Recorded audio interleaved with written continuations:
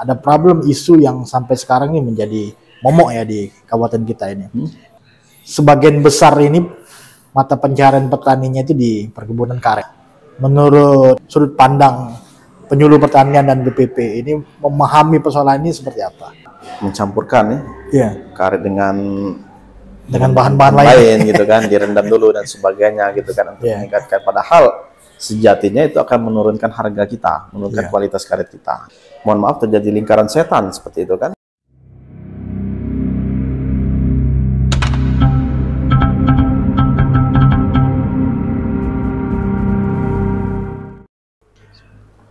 Assalamualaikum warahmatullahi wabarakatuh. Waalaikumsalam warahmatullahi wabarakatuh. Welcome back to our YouTube channel Indahnya Pali, inovasi daerah punya Pali. Kita ada di segmen Ruang Podcast Indahnya Pali. Ruang podcast ini menghadirkan tokoh-tokoh kunci, tokoh-tokoh penting yang akan memberikan inspirasi, memberikan motivasi terkait apa yang dilakukan di bidangnya masing-masing. Menteri Pertanian periode 2004 sampai 2009, Anton Ampriantono, melakukan rekrutmen besar-besaran terhadap tenaga penyuluh di Indonesia. Lebih kurang ada 3.000 penyuluh yang direkrut pada saat itu dan ditempatkan di seluruh wilayah pelosok di Indonesia dalam rangka membangun pertanian. Anton Ampriantono dalam sambutannya di sebuah buku yang berjudul Komunikasi untuk Inovasi Perdesaan, beliau mengatakan bahwa pertanian dewasa ini masih menjadi prioritas di dalam pembangunan nasional, terutama dalam strategi bagaimana meningkatkan kesejahteraan dan mengentaskan kemiskinan. Diketahui bahwa 60% kemiskinan itu ada di pedesaan dan 70%-nya sangat terkait dengan pertanian. Hal inilah yang mendorong para pelaku utama, kemudian dari penyuluh pertanian, pendamping penyuluh, pendamping petani, dan stakeholder yang lain untuk supaya bisa mendorong munculnya petani-petani yang punya daya saing, punya kemandirian, dan punya inovasi untuk bisa memberikan sumbangsi terbaik. Hari ini telah hadir bersama kita penyuluh pertanian berprestasi nasional, sekaligus juga Kepala BPP Tanah Abang Kabupaten Pali. Please welcome Afriangga, Sarjana Pertanian. Hai. Apa kabar nggak? Alhamdulillah, luar biasa. For the first time you coming to here. Hari ini baru kali ini ya ke Litbang ya? Yes, this first time to Litbang and I'm nervous and luar biasa ya. Pas nyampe tadi langsung melihat pemandangan view yang luar biasa di belakang. Di belakang ya, ada danau. Ada danau luar biasa. Oke, bro. Tell me about you. Kasih cerita nih, Engga ini siapa? Ini apa namanya itu, tanah kelahirannya di mana, kemudian keluarga, dan apa aja sekarang yang dilakukan. Kamu nanya? Oke. Baik, assalamualaikum warahmatullahi wabarakatuh. Waalaikumsalam. Sahabat support dimanapun Anda berada, perkenalkan saya Apri Engga. Saat ini saya sebagai penyuluh pertanian muda di Balai Penyuluhan Pertanian Tanah Abang, dan kebetulan saya merangkap sebagai koordinator Balai Penyuluhan Pertanian Tanah Abang. Sudah kurang lebih 2 tahun ini sebagai koordinator, tapi kalau penyuluh kurang lebih 7 tahun, masuk tahun ke-8. Saya aslinya dari Kota Pagar Alam. Ya. Kurang lebih 34 tahun yang lalu. 34 tahun. Lahir dan alumni dari Universitas Sriwijaya. Di pertanian ya? Di Fakultas Pertanian jurusan Agribisnis. Agribisnis. Ya. Sudah berkeluarga? Alhamdulillah, istri 1, anak 2, sepasang. Anak 2 dan sepasang. Iya. Artinya sehari-hari aktivitasnya di BPP ya, Balai Penyuluhan Pertanian. Ya. Sebagai koordinator di Balai Penyuluhan Pertanian di Tanah Abang. Betul. Gimana nih perkembangan penyuluhan pertanian di Kabupaten Pali ini menurut pandangan dari Pak Engga ini? Alhamdulillah, untuk kegiatan penyuluhan pertanian sejauh ini sudah berjalan cukup baik ya. Support dari Pemda itu sudah sangat baik, dan dari provinsi juga dengan adanya tenaga-tenaga bantu baik itu PPIP, TPPP, itu sangat membantu sekali kegiatan penyuluhan ataupun pendampingan petani yang ada di lapangan. Dan tentunya ini memberikan efek positif bagi petani tentunya. Alhamdulillah kita hampir rata-rata satu desa itu sudah satu penyuluh. Oh, sekarang sudah Ya, rata-rata satu desa itu satu penyuluh. Memang ada yang 2 desa, tapi sebagian besar kalau di Kabupaten Padi ini rata-rata megang satu desa satu penyuluh. Dan itu ditambah lagi dengan bantuan kalau untuk di pertanian itu ada PPIP namanya. Oke. Ya, tenaga bantu untuk pendamping peningkatan ekonomi petani. Ya. Yang itu merupakan tenaga dari provinsi. Ya. Ada juga untuk di sektor peternakan maupun di perkebunan. Jadi udah lengkap ya semuanya. Jadi alhamdulillah saat ini untuk petugas pendamping petani, peternak itu sudah cukup lengkap di Kabupaten Padi. Kabupaten Padi ini. Oke. Sebagai koordinator Balai Penyuluhan Pertanian Tanah Abang, itu ada berapa wilayah kerja yang dikoordinasikan oleh Pak Engga ini? Ya, jadi kalau di BPP Tanah Abang, Balai Penyuluhan Pertanian Tanah Abang itu kita memegang 2 kecamatan. Pertama Kecamatan Tanah Abang dan yang kedua Kecamatan Abab. Jadi karena kan idealnya sih satu BPP itu membawahi satu kecamatan. Satu kecamatan. Tapi karena memang kondisi kita kan kabupaten baru ya. Yeah. Maka untuk Kabupaten Tanah Abang ini masih memegang Kecamatan Abab. Tapi ya mudah-mudahan dalam waktu dekat Kecamatan Abab akan berdiri sendiri ya, didirikan satu BPP lagi kan, Kecamatan Abab. Seperti itu. Oke. 2 kecamatan, desanya ada berapa itu? Desanya kalau di Tanah Abang itu 17 desa, 17 kalau desa. di Abab itu 9 desa. 9 desa. Ya. Boleh cerita nih, gimana tadi kan saya di awal bicara tentang prestasi yang sudah dibuat oleh Bung Engga ini sebagai penyuluh berprestasi nasional. Kemudian juga Balai Penyuluhan Pertanian berprestasi juga tingkat nasional. Dan juga ada Gapoktan kalau nggak salah yang berprestasi itu juga di wilayah kerja BPP Tanah Abang.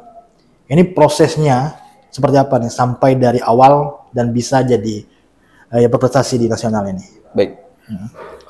Yang pertama tentu ini adalah qadarullah ya. Alhamdulillah syukur atas izin Allah. Pertama Balai Penyuluhan Pertanian BPP Tanah Abang pada tahun kemarin tahun 2022 menyabet 2 prestasi. Yang pertama BPP berprestasi tingkat nasional, yang kedua Balai Penyuluhan Pertanian Kostratani terbaik ketiga tingkat nasional. Yang kedua ada 1 Gapoktan kita, gabungan kelompok tani, itu Gapoktan Lubuk 5 Cangkir, alhamdulillah juga menyabet sebagai Gapoktan berprestasi di tingkat nasional. Nah, jadi mungkin untuk ceritanya Cak Mano gitu ya. Seperti apa kemarin itu bisa kita jadi terbaik. Mekanismenya kemarin kita dapat ada surat dari pusat melalui provinsi Dinas Pertanian itu terkait ada untuk usulan BPP berprestasi. Begitu juga Gapoktan dan petani dan penyuluh. Dan kita apply itu, kita sampaikan administrasi yang diminta kan, kelengkapan berkas yang diminta. Karena memang pas kita baca, alhamdulillah memang itu semua yang dipersyaratkan itu kita sudah semua lakukan. Dan tinggal kita melengkapi administrasinya. Dan beberapa waktu kemudian kita mendapatkan kabar dari pusat bahwasanya kita mewakili Provinsi Sumatera Selatan. Kita mewakili untuk Provinsi Sumatera Selatan, dipilih BPP Tanah Abang untuk menjadi perwakilan yang akan diikutsertakan dalam penilaian BPP berprestasi.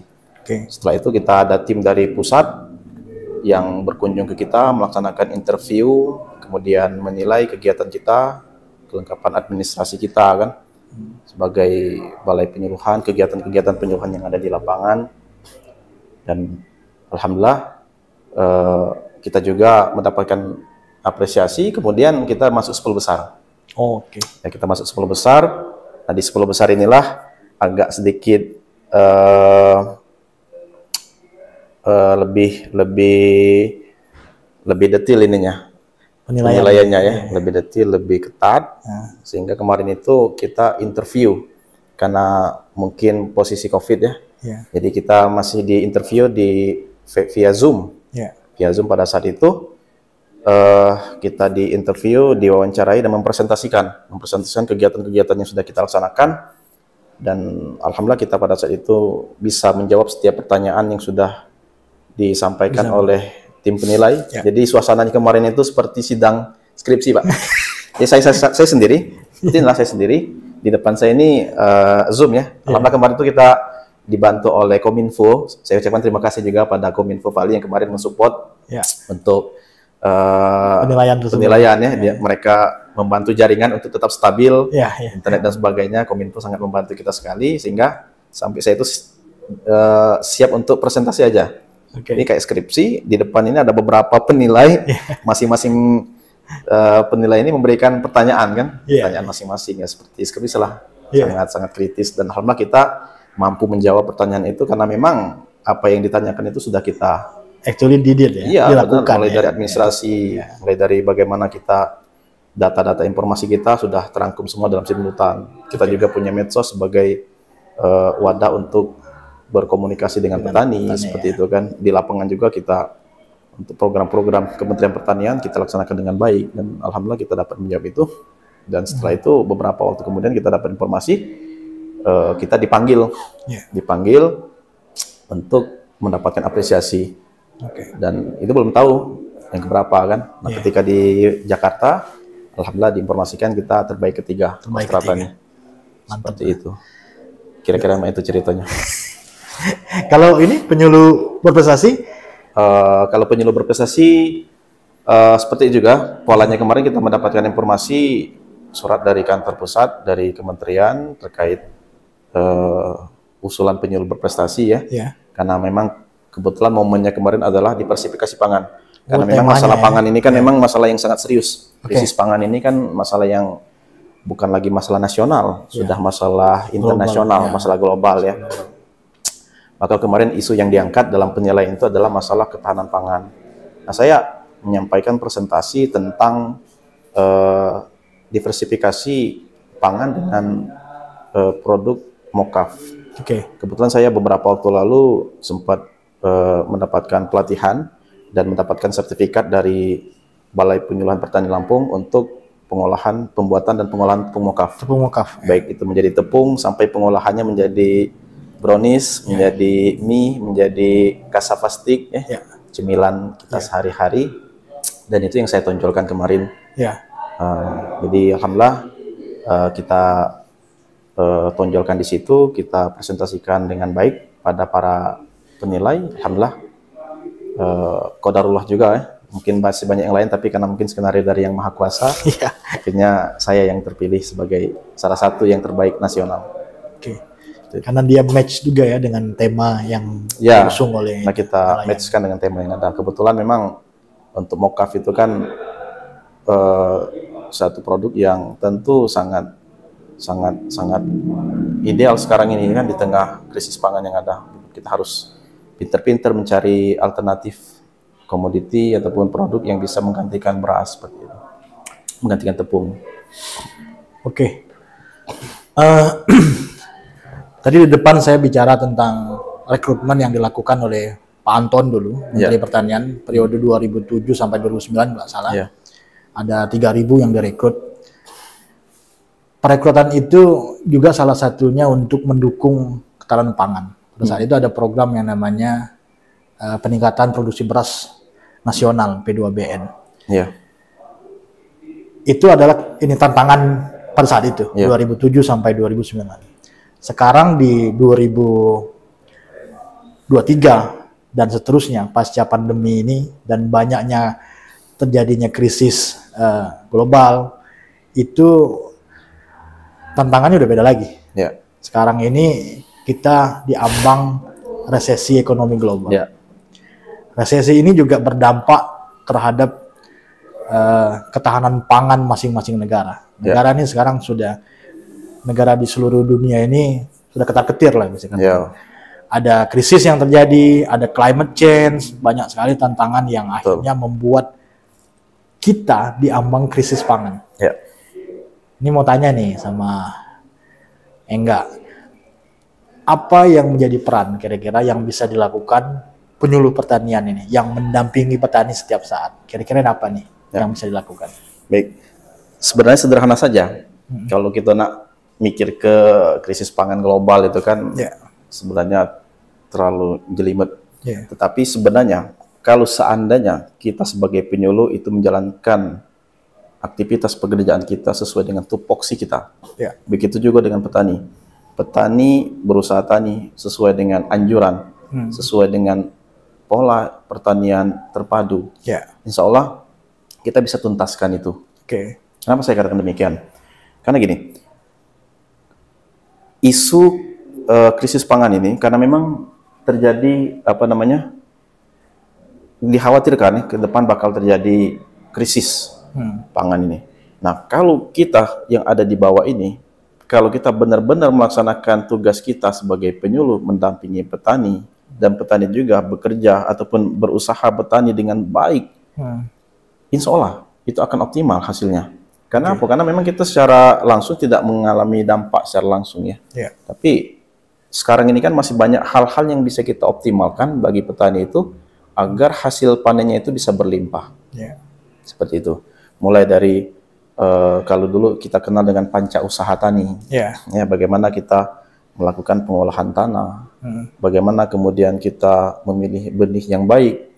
Bagaimana kemudian kita melaksanakan pemupukan, pengendalian hama secara terpadu gitu kan, dan insya Allah ini akan bisa mengantisipasi menjaga kita dari masalah krisis pangan. Karena kenapa? Kita Indonesia ini kan masih sangat luas, termasuk Pali ini kan. Kalau kita di BPP Tanah Abang, Kecamatan Tanah Abang aja itu 3.100 hektar. Jadi kalau memang kita bisa mengoptimalkan lahan yang ada dengan baik, soalnya kita akan bisa survive. Seperti itu, bisa survive dan kita bisa mengantisipasi adanya krisis pangan itu.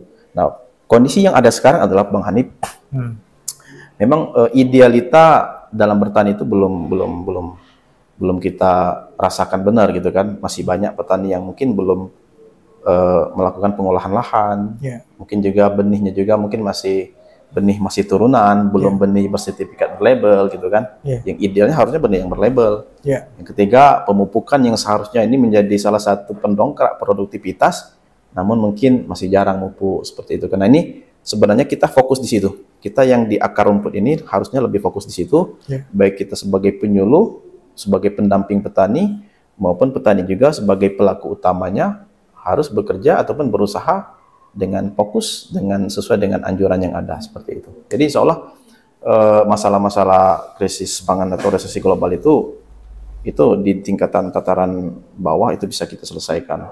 Problem is solved ya. Bisa kita ini betul. Jadi tatkala petani kita berbicara tentang resesi pangan, ya mungkin terlalu jelimet ya. Tapi tinggal bagaimana kita sebagai penyuluh, bagi kita sebagai penyuluh dan petani benar-benar bekerja, ya kita sebagai penyuluh melaksanakan sesuai dengan tupoksi yang ada, ya menyusun program, menyusun rencana kerja kita sebagai penyuluh, melaksanakan penyuluhan, evaluasi dan monitoring, begitu juga dengan penyuluh gitu kan, melaksanakan pertanian yang baik, sistem tanam jajar legowo yang saat ini sudah kita sosialisasikan edukasi pada petani, insya Allah itu akan bisa menjaga kita dari yang namanya resesi pangan tadi. Seperti itu. Jadi itu bisa semua selesai ketika memang kita menjalankan peran masing-masing secara baik. Pertanyaan saya adalah, apakah peran penyuluh sudah on the track sekarang di Pali? Baik. Untuk saat ini bisa dilihat ya. Mungkin kalau orang melihat dari sekilas, penyuluh itu kerjanya apa ya? Nggak kelihatan ya. Tapi kalau kita yang di lapangan ini, alhamdulillah kita tentunya saat ini sudah bekerja dengan maksimal, dengan sungguh-sungguh, walaupun mungkin kita di belakang layar tidak kelihatan. Kita tentunya sudah, alhamdulillah saat ini sudah melaksanakan sesuai dengan tupoksi yang ada, sesuai dengan permentan, sesuai dengan Undang-Undang Nomor 16 Tahun 2006 ya. Tugas kita sebagai penyuluh sudah kita laksanakan, dan mungkin sejauh ini mungkin yang belum terlihat itu kan karena mungkin belum publish. Nah, dengan adanya media-media seperti ini kita mempublish. Kalau kita di BPP Tanah Abang itu kita sudah membuat media namanya Instagram, Facebook, email dan sebagainya sebagai sosialisasi kita pada masyarakat, pada petani ya, tentang kegiatan kita di lapangan, dan juga di situ kita memberikan informasi. Kita sering juga meng-share kegiatan-kegiatan ilmu-ilmu tentang pertanian, teknologi terbarukan. Karena kita sama-sama tahu bahwa saat ini petani itu rata-rata sudah memiliki Android, memiliki medsos ya. Jadi kalau kita ke lapangan itu rata-rata mereka itu sudah pegang gitu, sudah buka WA, sudah buka Instagram, sudah pakai Facebook dan sebagainya. Makanya kita saat ini sudah menjadikan media-media sosial itu sebagai sarana publikasi. Tapi kembali ke pertanyaan Bang Hanif tadi, sejauh ini alhamdulillah penyuluh pertanian kita sudah bekerja dengan optimal, sudah on the track, dan dari Dinas Pertanian juga sudah sangat mensupport kita, mensupport baik dalam hal materi maupun non materi untuk aktivitas penyuluhan seperti itu. Oke, kalau misalnya penyuluhnya sudah on the track, kemudian petaninya juga kapasitasnya makin baik, artinya apa yang kita resahkan terkait dengan krisis pangan global ini harusnya nggak jadi keresahan ininya. Oke, apa saja nih yang sudah dilakukan dari BPP ataupun dari penyuluh-penyuluhnya terkait bagaimana meningkatkan kapasitas atau kompetensi dari petani dalam berusaha tani. Karena juga tantangannya sekarang berbeda. Kalau dulu mungkin kita bicara tentang bagaimana produksi naik, bagaimana produktivitas naik, dan kebutuhan pangan tercukupi. Dengan perkembangan zaman sekarang, malah yang sekarang ini muncul itu adalah terkait dengan penetrasi digitalisasi segala macam itu. Dan mau tidak mau, suka tidak suka, petani kita harus mampu artinya beradaptasi dengan kondisi yang sekarang ini berjalan. Bagaimana dan apa sebenarnya yang menjadi strategi yang dilakukan oleh BPP maupun penyuluh untuk mengantisipasi hal-hal ini? Baik, jadi kalau kita penyuluh itu ada namanya laku susi, latihan kunjungan dan supervisi. Jadi di mana kegiatan kita di lapangan itu adalah kita senantiasa dalam mendampingi petani itu melakukan kunjungan, pertemuan anjang sana, baik itu pribadi ke perorangan maupun pada kelompok. Nah, jadi untuk maksimalkan peran itu kita optimalkan dulu nih laku susi nih. Bagaimana kemudian penyuluh pertanian itu aktif di lapangan mendampingi petani, melakukan penyuluhan baik ke perorangan, ke kelompok tani maupun massal. Apa yang kita sampaikan? Nah, kita sampaikan pertanian yang baik. Kita sharing pada petani, kita berbagi pikiran pada petani. Karena kenapa? Karena mungkin ada ide-ide itu bukan timbul dari penyuluh. Kadang juga dari kita pertemuan, kita kumpul-kumpul ini, ada inovasi-inovasi itu datangnya dari petani. Yang selama ini sudah mereka laksanakan, namun belum terungkap. Baru secara pribadi mereka aja seperti itu kan. Jadi, dan ini tentu melalui pertemuan kita rutin, laku susidi, pertemuan kelompok anjang sana yang sudah kita laksanakan ke kelompok tani tadi, nah kita optimalkan peran itu, Pak. Jadi ada misi yang kita sampaikan pada petani adalah bagaimana kita memperbaiki cara bertani kita. Mulai dari pertama pengolahan lahan. Karena kan penyuluh itu esensinya adalah merubah perilaku, sikap, dan keterampilan. Pengetahuan, keterampilan, dan sikap. Pengetahuan tadi dari tidak tahu menjadi tahu. Keterampilan tadi jadi belum terampil menjadi terampil. Sikap tadi dari tidak mau menjadi mau. Nah, kita fokus kita di situ dulu. Jadi poin yang ingin kita sampaikan adalah bagaimana kemudian PKS ini tadi itu bisa terjalin dengan mereka melaksanakan pertanian yang sesuai dengan anjuran tadi. Pertama, kita selalu menekankan untuk melaksanakan agar bertani kita itu berhasil pengolahan lahan. Pengolahan lahan itu sangat penting sekali. Karena dengan adanya pengolahan lahan tadi, tanah tadi akan terperbaiki, baik itu biologinya, fisik sama kimianya seperti itu. Yang kedua, dengan pemilihan benih yang baik, benih yang bersertifikat, benih yang berlabel. Yang ketiga, pemupukan. Pemupukan ini kan saat ini sudah tidak sulit lagi, Pak. Bagi petani yang ingin beli pupuk subsidi bisa mengisi RDKK pupuk bersubsidi. Begitu juga sekarang ini kan banyak bantuan dari Dinas Pertanian yang itu ada paket pupuknya di situ. Pun kalaupun seandainya petani tidak mampu membeli keduanya, seandainya mereka bisa membuat, kita kan bisa memanfaatkan apa-apa yang ada di lapangan itu sebagai pupuk, pupuk organik, dan itu sering kita sampaikan pembuatan mol, pembuatan jerami dari pupuk dari jerami, kompos dan sebagainya kan. Jadi tatkala memang kami nggak ada uang, jadi tidak ada alasan untuk tidak pupuk. Jadi kita manfaatkan bahan-bahan yang ada di desa, baik itu labu kayu ya, labu kayu itu kan banyak di desa kan, keong emas, air cucian beras, dan itu bisa kita manfaatkan sebagai mol, dan itu bisa untuk menyuburkan tanaman seperti itu. Dan yang keempat tadi, pengendalian hama dengan terpadu ya, dengan terpadu. Dan yang terakhir tadi ada faktor non teknis, nah Pak. Yang ini mungkin jarang sekali disampaikan oleh petani. Selain ada faktor-faktor teknis tadi, pengolahan tanah, benih, pupuk dan sebagainya tadi, ada faktor non teknis.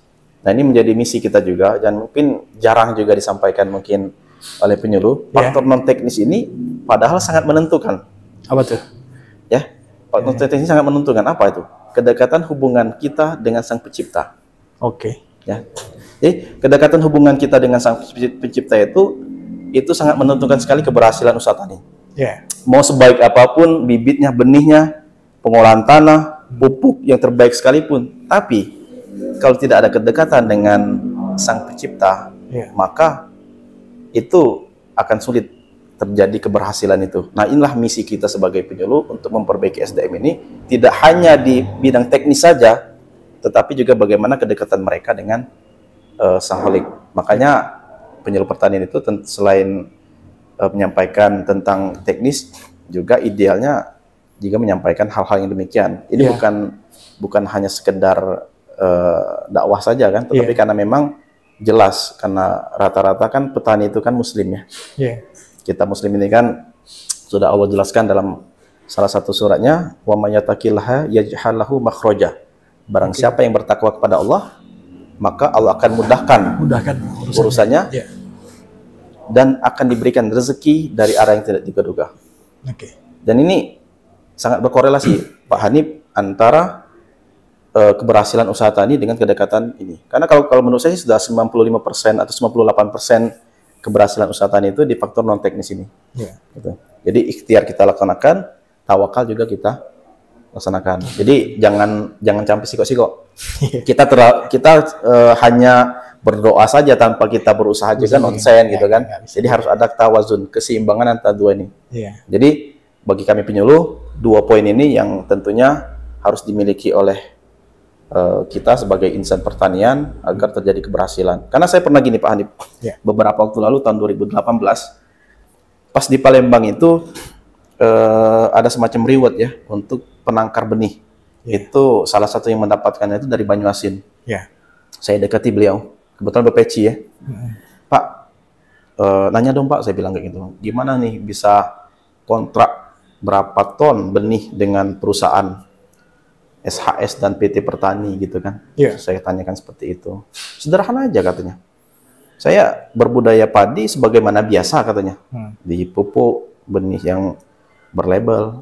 Tapi kita tidak pernah, untuk anggota petani kita tidak lupa dengan Sang Pencipta. Saya berusaha, tapi saya juga berdoa. Sholat jangan kita tinggalkan.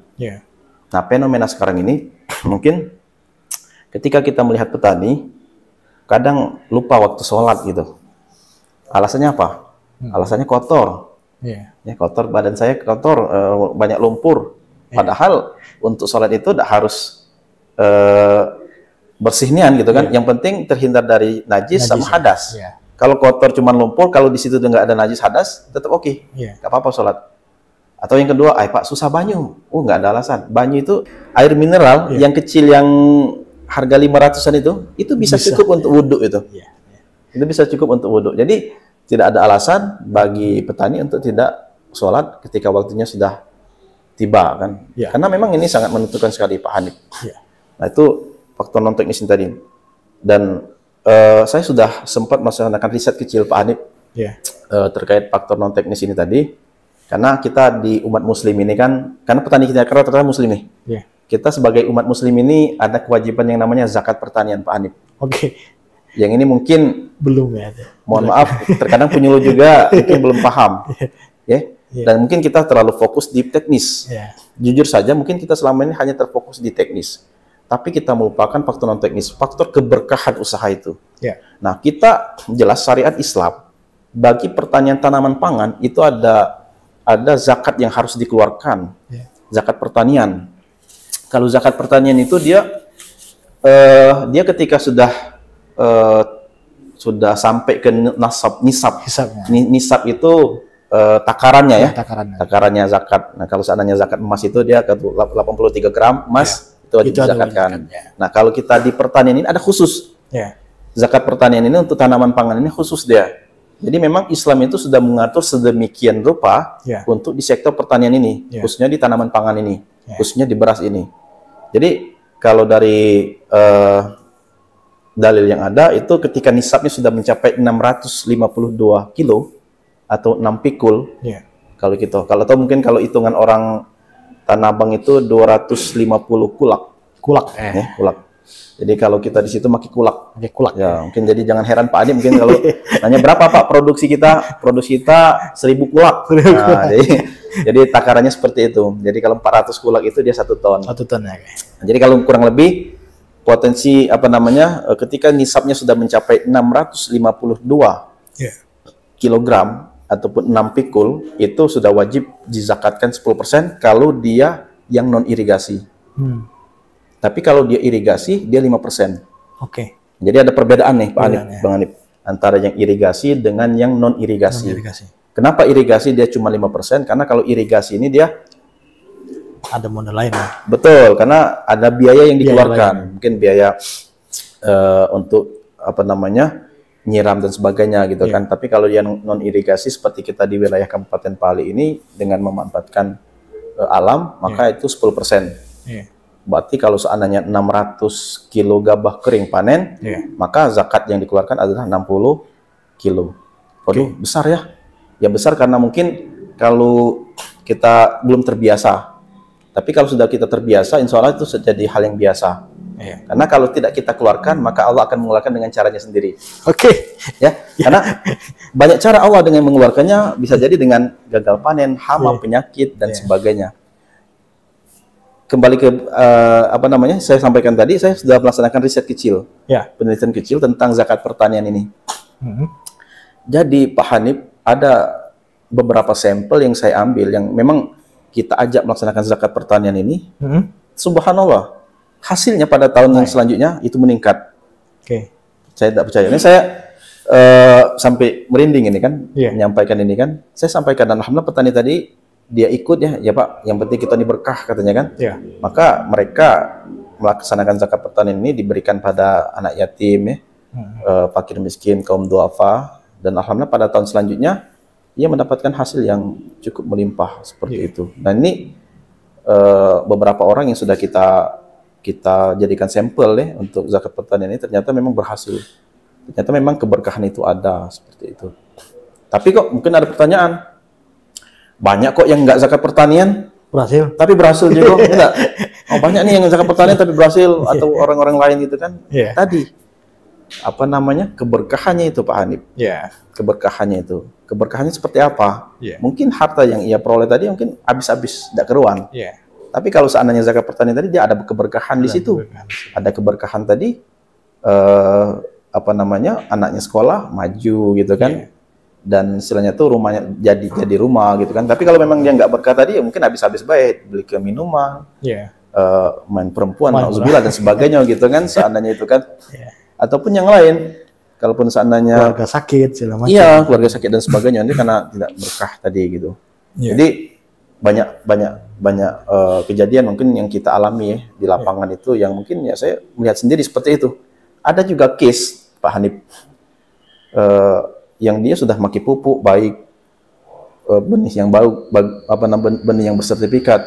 Cuman ternyata hasilnya tidak sesuai diharapkan ya karena mungkin zakat pertaniannya kurang seperti itu. Ya secara ilmiah mungkin terlalu banyak pupuk tadi kan bisa mengakibatkan efek samping ya. Kalau misalnya terlalu banyak urea itu bisa menyebabkan blas dan sebagainya. Itu kalau dilihat dari kacamata ilmiah. Tapi kalau kita lihat dari kacamata iman, ya mungkin karena mungkin tadi keberkahannya itu yang tidak hadir. Dan ini menurut saya adalah salah satu faktor yang sangat penting untuk disampaikan kepada petani ya tentang ini. Bahkan dan penyuluh idealnya wajib ini kita memahami tentang zakat pertanian ini.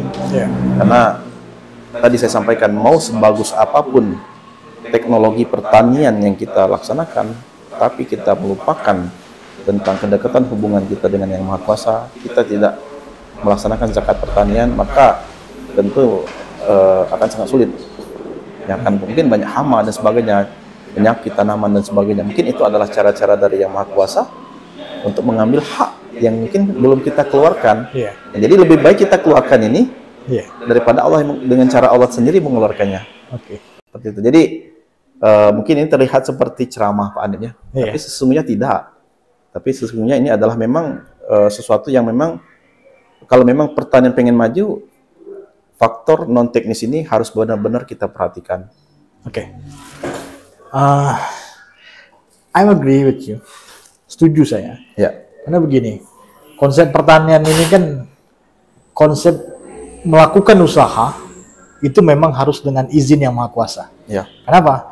Karena sumber daya yang kita pakai itu adalah berkat nikmat dari Yang Maha Kuasa. Betul. Kita pakai tanah, kita pakai air, kita pakai matahari untuk menumbuhkan tanaman yang kita ini. Dan kedekatan dengan Yang Maha Kuasa Sang Pencipta yang istilahnya itu mengatur semuanya yang terjadi di alam ini memang dibutuhkan untuk ini. Selain itu juga kalau boleh saya simpulkan apa yang dibahas oleh Pak Engga tadi adalah kita tidak hanya menjalankan usaha tani dengan technical way, dengan jalan teknis, tapi juga harus punya spiritual way. Jadi jalan spiritual yang harus juga dijalankan.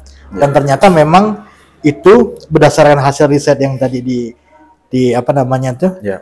dikembangkan oleh Pak Engga sendiri, ada korelasi yang positif antara kedekatan petani dengan Yang Maha Kuasa melalui zakat, artinya apa yang diperintahkan dilaksanakan. Dan itu ternyata juga punya korelasi yang positif terkait dengan produksi yang dihasilkan. Dan keberkahannya pun menjadi lebih baik. Ya kalau kita bicara ke memang agak sulit dibuktikan secara empiris, tapi memang sekarang ini Pak Engga di di jurnal-jurnal internasional, di jurnal yang terindeks Scopus, yang memang punya punya keistimewaan ya, artinya kan dalam ini banyak yang mengkaji tentang hubungan spiritual dengan kondisi yang ada.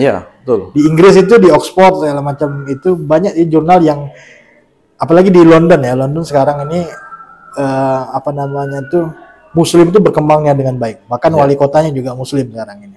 Dan di situ juga dilihat bagaimana peran spiritual dalam berkorelasi dengan kehidupan yang ada di sana. Kita udah panjang lebar bicara tentang tadi spiritual tadi. Balik lagi ke kebutuhan yang ada ini. Menurut Pak Engga sendiri, apakah penyuluhan yang dilakukan sekarang, kemudian juga berbagai intervensi yang dilakukan oleh pemerintah, bagaimana meningkatkan produksi pertanian, bagaimana meningkatkan produksi pangan, apakah memang sudah sesuai dengan kebutuhan yang diharapkan oleh pelaku utama dalam hal ini petani? Memang kita dihadapkan pada kebijakan yang mungkin sering dari atas ya, top up ya. Idealnya kan kegiatan kebijakan itu kan datangnya dari bawah gitu. Datangnya dari bawah, tapi memang kondisi yang kita lihat sekarang banyak sekali bantuan-bantuan itu yang diberikan kepada petani. Memang ada juga yang langsung menyentuh dapat menyentuh dan sangat bermanfaat, tapi tidak sedikit juga bantuan itu dia karena datangnya dari top up sehingga tidak begitu efisien untuk petani gitu. Makanya idealnya setiap kebijakan atau bantuan itu lahirnya dari bawah. Makanya selain tadi musrenbang ya, selain musrenbang tadi, kalau musrenbang kan dia sifatnya lebih luas. Musrenbang Des ya. Musrenbang Des kan. Nah itu bagus juga sebenarnya, tetapi memang tidak begitu fokus di sektor pertanian kan. Tapi makanya idealnya memang kita dari pertemuan-pertemuan teknis yang dilakukan di tingkatan kabupaten, kemudian ini disampaikan di provinsi, pusat, dan kemudian idealnya ini menjadi kebijakan seperti itu. Nah, karena sekarang ini kan kita sama-sama tahu sering banyak bantuan-bantuan itu yang sifatnya top up. Dari atas ke bawah. Ya, dari atas ke bawah sehingga tidak terlalu menyentuh kepada petani. Tapi tidak sedikit juga yang ternyata berhasil. Yang berhasil kan. Alhamdulillah kita kalau di Kecamatan Tanah Abang itu baru-baru ini mendapatkan bantuan rice milling unit, mesin penggiling padi ya. Soalnya dalam waktu dekat di Tanah Abang itu ada 2 produsen beras. Misalnya sedang kita persiapkan, bangunannya sudah selesai di sana beserta mesin, bantuan dari pusat melalui aspirasi Ibu Sri Kustina, anggota Komisi 4 DPR RI. Alhamdulillah dalam kesempatan ini kami ucapkan terima kasih mewakili para petani atas bantuan yang cukup banyak diberikan nih, dan ini tentunya aspirasi-aspirasi yang dari bawah ini banyak sekali diakomodir oleh Ibu Sri Kustina. Nah ini yang tentunya kita sangat berharap. Nah, melalui adanya Ibu Sri Kustina di Komisi 4 DPR RI banyak sekali ini bantuan-bantuan yang sangat menyentuh, seperti program UPO, RMU ini, alat mesin pertanian. Nah, alat mesin pertanian ini sangat dibutuhkan.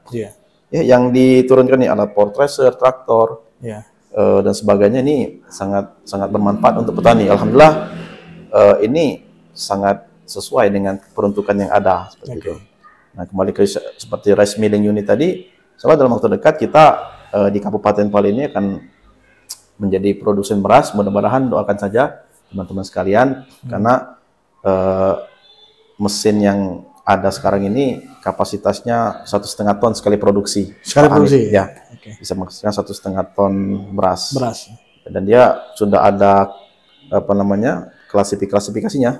Jadi kalau rice milling yang umum kita lihat ini kan dia cuma satu pengeluaran, gabung yang pecah, yang bagus.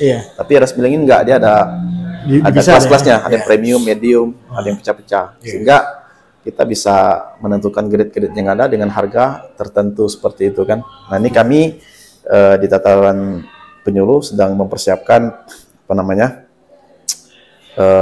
sistem untuk tata niaga berasnya. Karena potensi beras kita ini cukup besar Pak Hanif.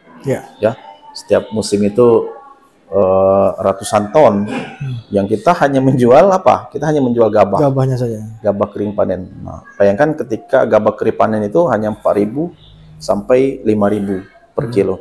Tapi kalau kita menjual beras itu bisa sampai 10.000, 11.000. Tentu ini bisa menjadi value added bagi petani ya, meningkatkan pendapatan bagi petani, kelompok tani ataupun gapoktan yang ada sekarang ini.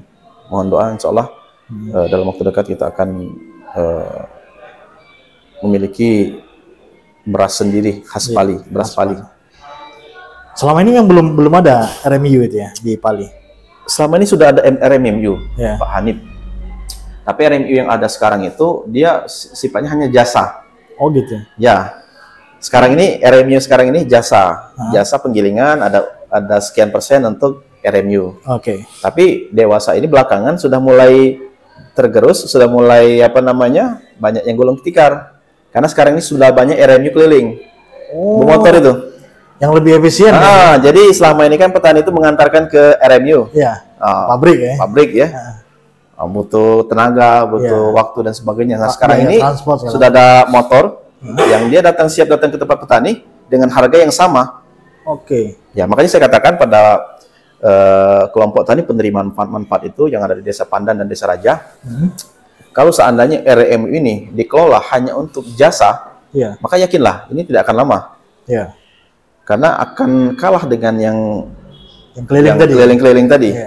Tapi kalau kita mengelola RMU ini, karena di sini punya keunggulan kompetitif, berasnya itu ada yang grade-grade-nya itu. Kalau kita mengelola RMU tidak hanya jasa, tetapi juga kita menjual beras, maka insya Allah selagi manusia makan nasi, bisnis beras akan tetap jalan. Seperti itu. Selagi manusia masih makan nasi, bisnis beras akan tetap jalan.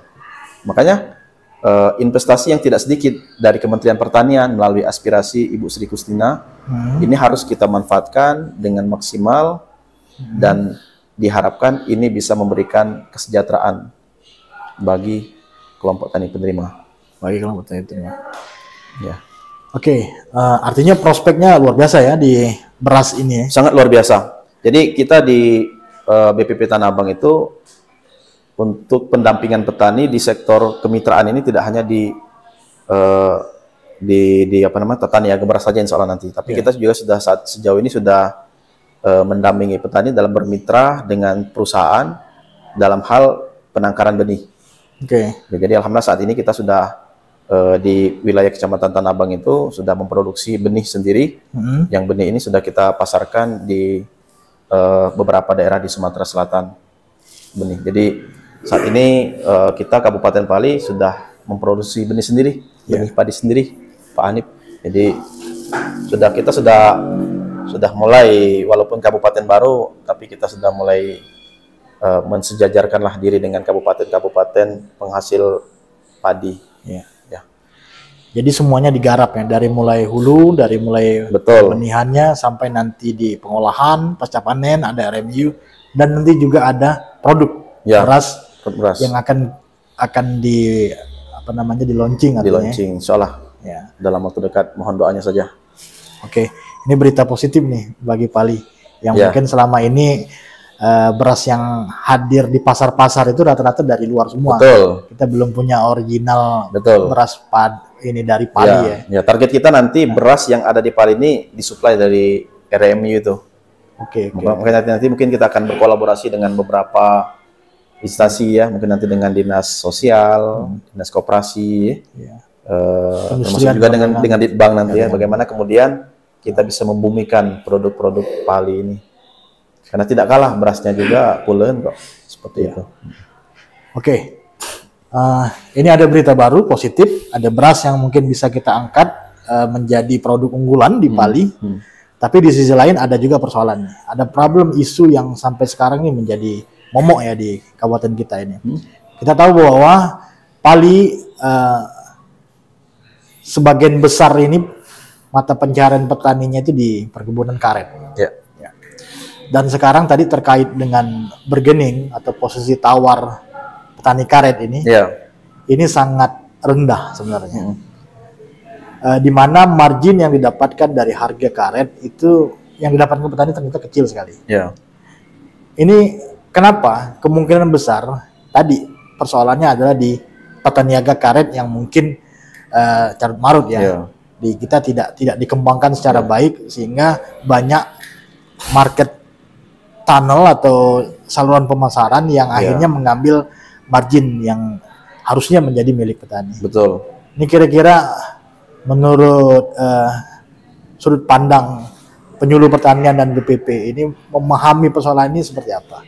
Bagaimana kita punya peran untuk meningkatkan posisi tawar petani karet? Jadi kalau berbicara masalah karet ini sebenarnya kompleks ya. Karena mulai dari kualitas karet kita sendiri gitu kan. Yang kedua karakter ya. Mungkin kita masih sering mencampurkan karet dengan bahan-bahan lain gitu kan, direndam dulu dan sebagainya gitu kan untuk meningkatkan, padahal sejatinya itu akan menurunkan harga kita, menurunkan kualitas karet kita. Nah ini harus kita catat dulu.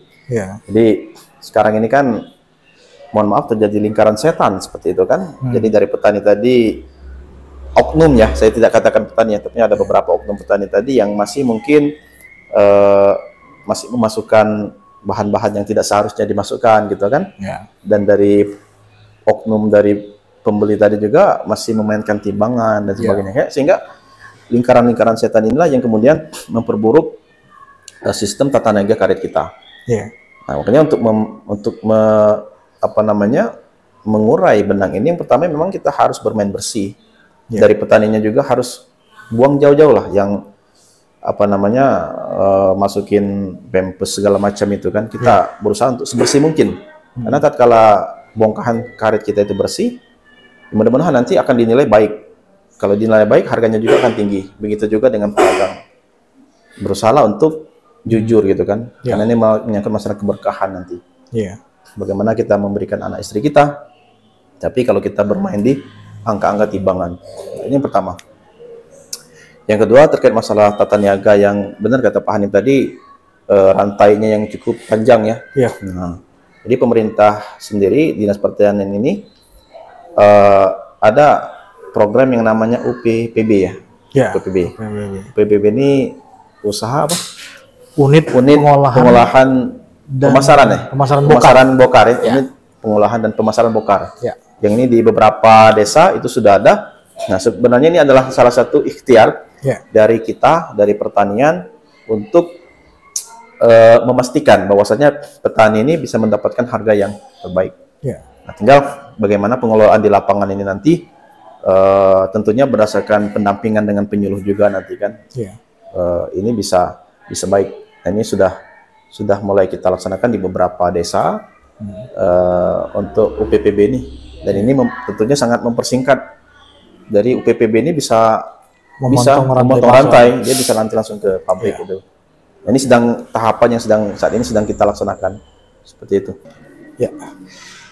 Memang benar sih, persoalannya menjadi kompleks ketika kita bicara tata niaga karet ya. Karena juga ini kan sudah berlangsung lama ya. Sudah ini.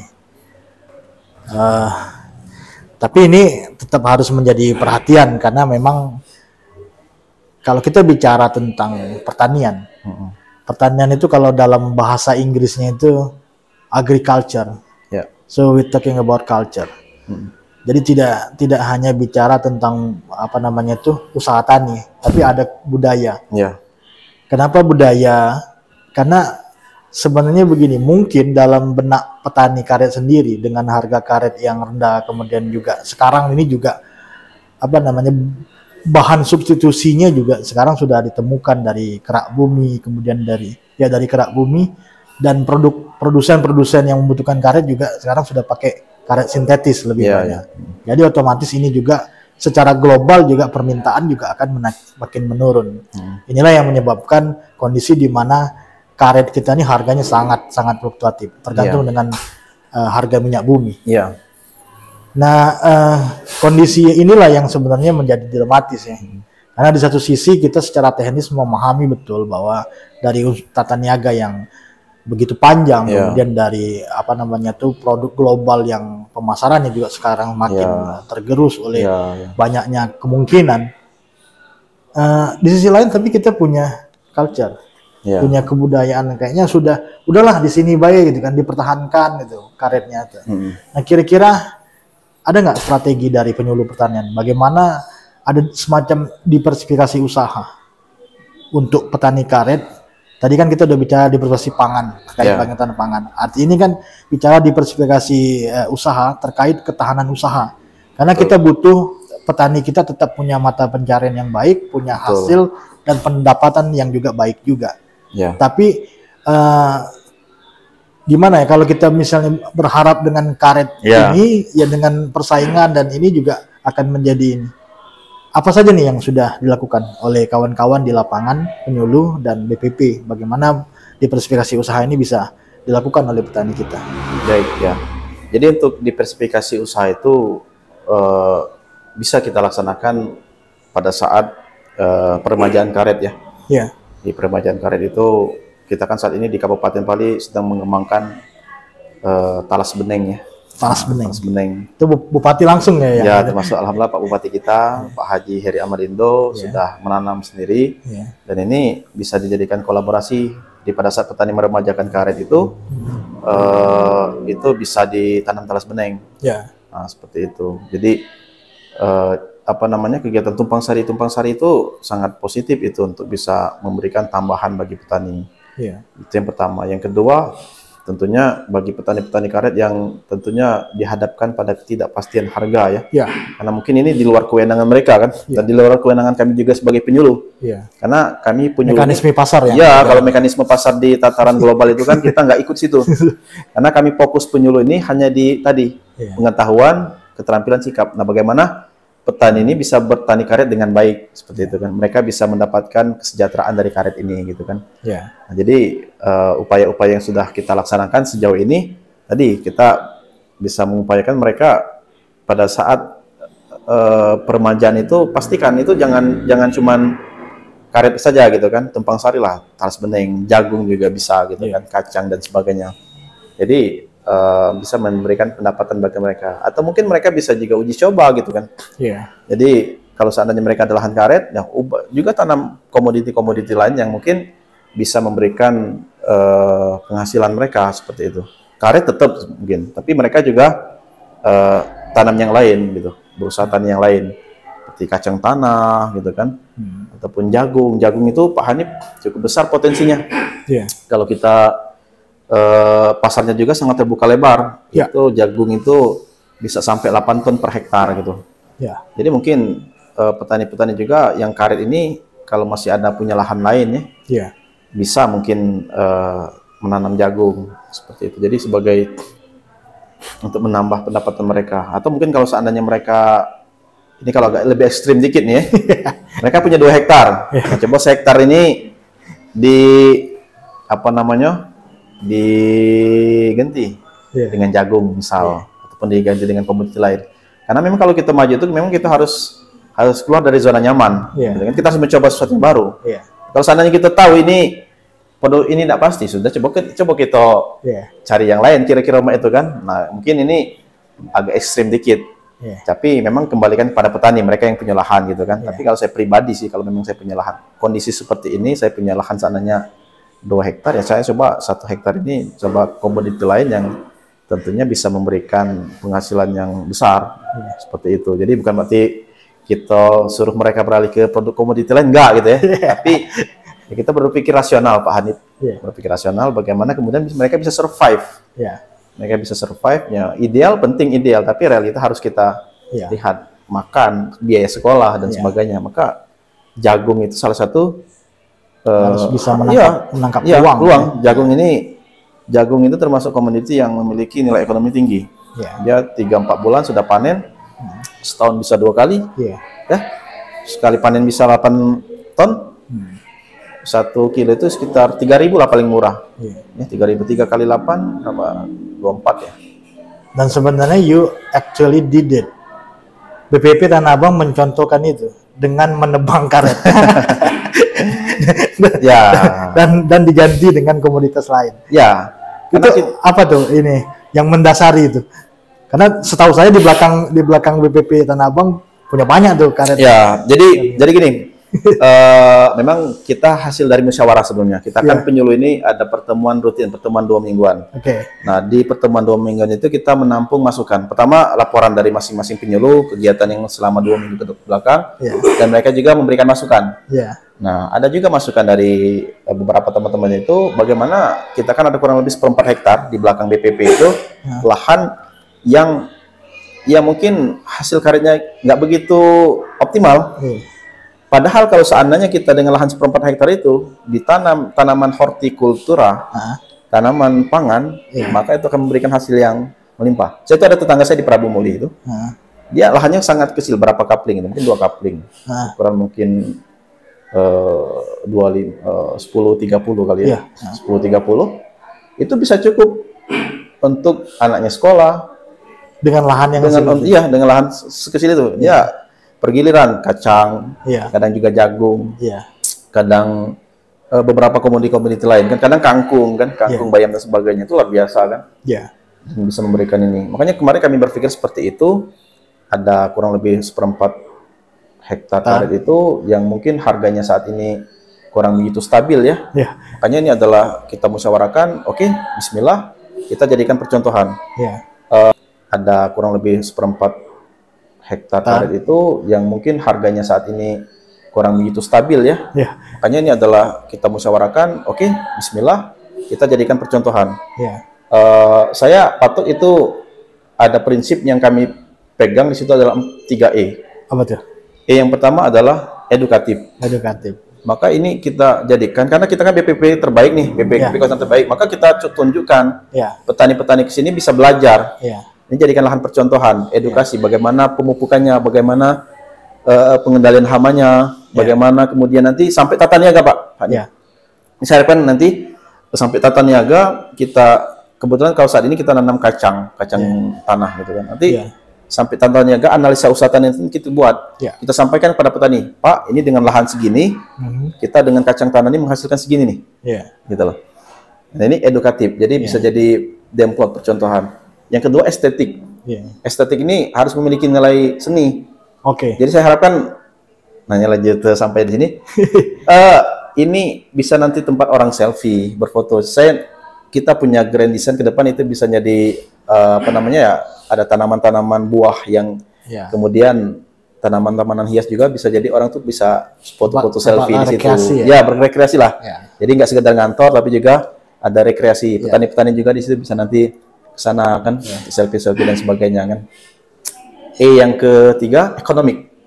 Jadi kita harapkan dengan adanya ini selain edukasi ada pendidikan di situ, selain juga estetik juga ekonomi. Jadi harus menguntungkan, profitable. Karena kalau cuma edukasi sama estetik saja mungkin sekali selesai gitu. Dia nggak bisa sustainable ya. Kita nggak ada lagi modal kan. Nah kita puas lah foto-foto, kita sudah demplot. Tetapi memang harus ada unsur ekonomi. Dan ini kita ada pola bagi hasil, syirkah di situ.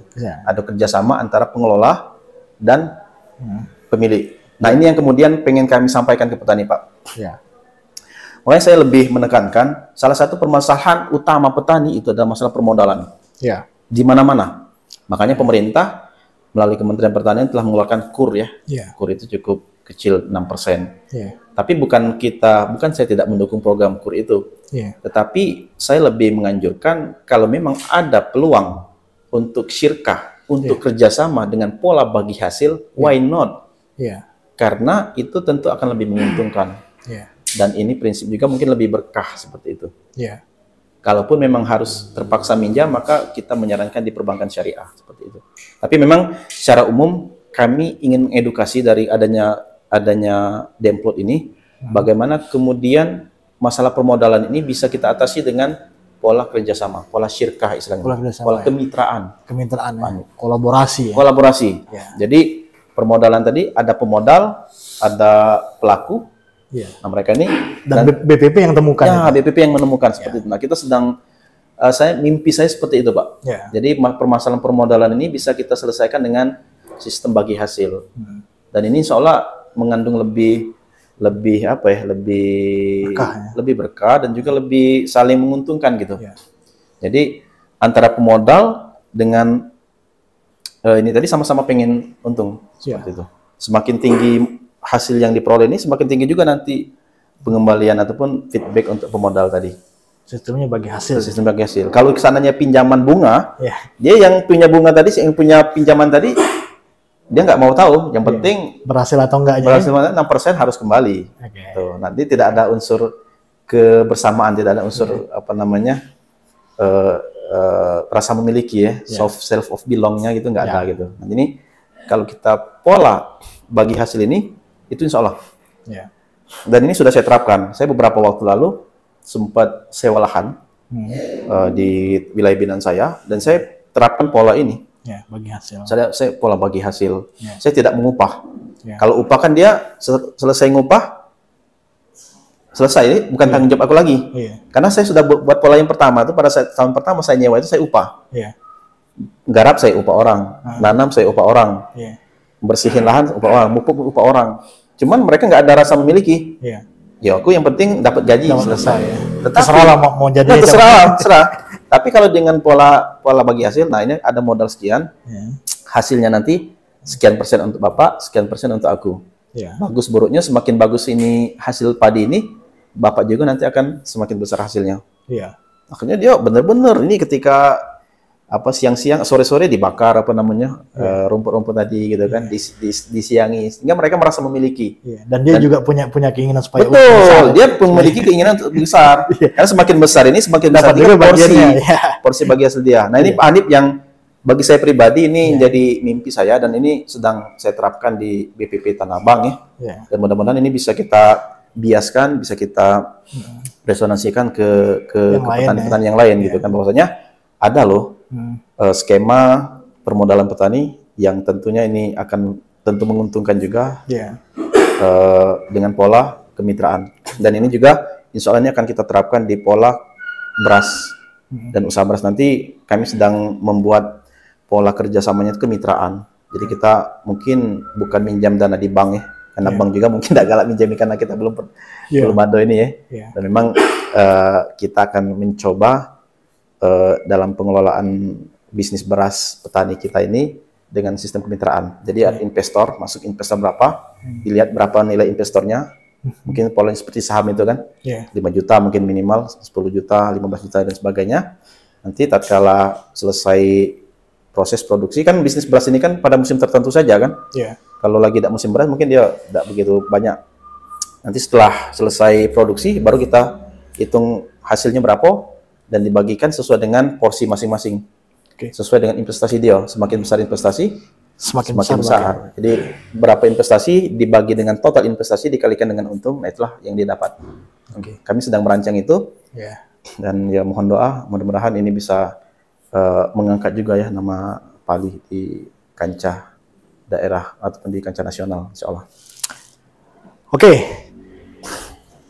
Banyak nih yang kita omongkan dan nggak akan cukup ini 1 jam kita ngomong ini karena memang persoalan pertanian ini begitu luas. Banyak sektor yang terkait, banyak sektor juga yang harus juga support supaya bisa jalan. Tadi kaitannya sudah bicarakan masalah permodalan harus hadir, pemasarannya juga, kemudian bagaimana peningkatannya mutu juga melalui inovasi, melalui riset and development juga harus hadir.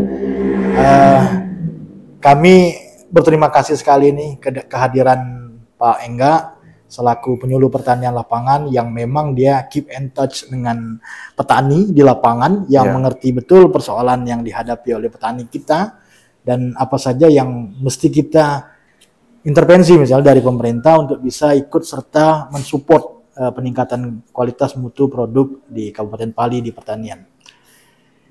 Banyak pencerahan yang hadir hari ini. Terima kasih. Saya menjadi lebih semangat nih, excited. Terutama tadi ternyata banyak hal yang sebenarnya harusnya kita kedepankan justru. Tidak hanya persoalan teknis, malah tadi ada kita bicara tentang spiritual dan memang apa yang sudah digariskan di dalam aturan yang ada di dalam Al-Quran dan hadis itu sebenarnya menjadi pedoman kita di semuanya, di semua bidang.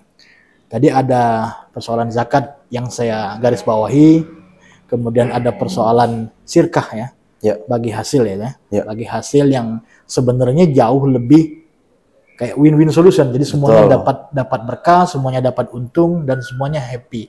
Dan ini memang belum secara masif dikedepankan di kita. Kita masih pola yang lama konvensional.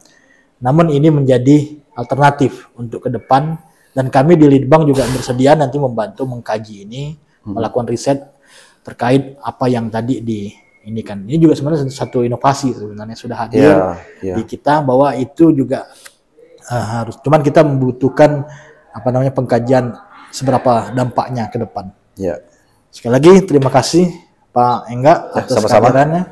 Terima kasih telah mengundang kami. Mudah-mudahan ke depan Litbang dengan penyuluhan lebih banyak kolaborasi karena memang tentunya banyak hal yang bisa kita kolaborasikan salah satunya tadi mungkin yang saya lupa sampaikan, kalau kita di Kecamatan Tanah Abang itu ada banjir rutin ataupun ada banjir tahunan itu dan ini petani merasakan bahwa dengan adanya banjir rutin ini menjadi subur tanahnya gitu kan. Nah, tapi kita secara ilmiah belum bisa kita buktikan gitu kan. Mungkin secara hipotesa ada hubungan karena mungkin banjir itu kan dari pagar alam membawa belerang bahan-bahan organik kan secara logika sih masuk, tapi secara ilmiah itu belum bisa kita kita pertanggungjawabkan secara ilmiah gitu kan. Nah, tentunya mungkin ini bisa jadi salah satu item yang kemudian ke depan bisa dikolaborasikan antara Litbang dengan Dinas Pertanian khususnya di penyuluhan. Terima kasih waktunya, mudah-mudahan sedikit yang disampaikan tadi bermanfaat ya. Tapi substansinya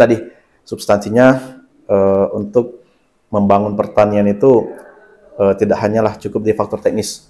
Faktor teknis penting sekali, tetapi ada juga faktor non teknis yang juga tidak kalah penting, yang mungkin sering terlupakan. Sering terlupakan saya sampaikan. Terima kasih. Mulai sekarang harus kita ingat.